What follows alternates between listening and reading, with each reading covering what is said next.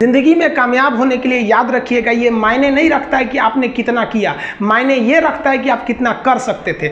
जब लंका में पुल बनाया जा रहा था पत्थरों को जोड़ जोड़ कर सीता माँ को लाने के लिए, तो बंदरों के साथ साथ गिलहरियाँ भी वहाँ पत्थर भर रही थी। तो इन सब से कितना पत्थर ही उठेगा। एक बंदर आया तो उठा के फेंक दिया गिलहरी को, भाग यहाँ से, तो इतनी पत्थर बीच में ला रही है। तो मर्यादा पुरुषोत्तम राम के पास वो जाके गिलहरी गिरी, तो गिलहरी को वो प्यार से सहलाए थे ना, तो ऐसा कहा जाता है कि इस पे जो निशान है गिलहरी के पीठ पे, वो राम जी का है। राम जी ने उस बंदर को बुलाया और कहा कि देखो तुम इतना विशाल पत्थर उठा रहे हो तो तुम्हारा शरीर भी विशाल है, ये गिलहरी इतना बड़ा पत्थर उठा रही है जितना इसकी क्षमता है। तो आप अगर कामयाब होना चाहते हैं तो आप ये मत सोचिए कि आप हमने आज 8 घंटे पढ़ लिए या 8 घंटा मेहनत किए, आप ये सोचिए कि आप कितना कर सकते थे। और देखिए, जो सपने देखते हैं उनके लिए तो पूरी रात छोटी पड़ जाती है, और सपने पूरे करने वाले के लिए पूरा दिन छोटा पड़ जाता है। अगर आपके अंदर जिम्मेदारी है ना, तो आप यकीन मानिए आप चैन से सो नहीं पाएंगे। जिम्मेदारी ऐसी चीज होती है जो रातों की नींद छीन लेती है। रात में जगने वाला हर लड़का आशिक नहीं होता। आप सबकी ज़िंदगी में कुछ कठिनाइयाँ आएंगी, ठोकरें लगेंगे, लेकिन ठोकर खा के संभलना भी जरूरी है। ठोकरें खाकर भी ना संभला तो ये मुसाफिर का नसीब। राह के पत्थर तो अपना फ़र्ज अदा कर चुके हैं, और कभी भी मुश्किलों से घबराइएगा नहीं। कोको कोला कंपनी जब स्थापना हुई थी तो 1 साल में केवल इसके 25 बोतल बिके थे।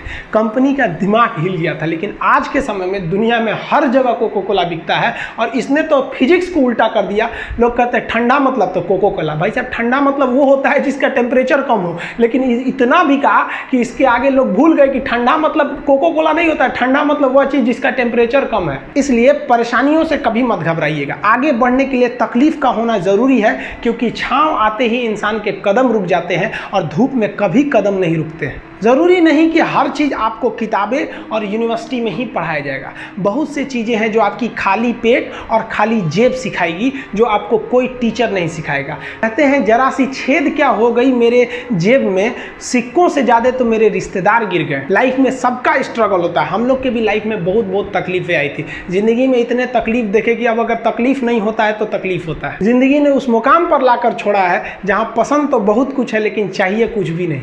लोग कहते हैं कि खाली हाथ आए थे खाली हाथ जाओगे, गलत बोलते हैं। लोग भले खाली हाथ आते हैं, लेकिन जब जाते हैं तो अपने साथ कुछ संस्कार, कुछ यादें छोड़ जाते हैं। एपीजे अब्दुल कलाम खाली हाथ तो आए थे, क्या खाली हाथ गए? हमारे जितने देश के लोग हैं उन देशवासियों के लिए एक प्रेरणा के स्रोत बन गए हैं। लेकिन अगर आप खाली हाथ आते हैं और खाली हाथ चले जाते हैं तो आपका पुरुष योनि में जन्म लेने का कोई अर्थ ही नहीं बना। अपनी मंजिल को भुलाकर जिया तो क्या जिया, है दम तुझ में तो उसे पाकर दिखा। लिख दे खून से अपनी कामयाबी की कहानी और बोल उस किस्मत को कि है दम तो मिटा के दिखा।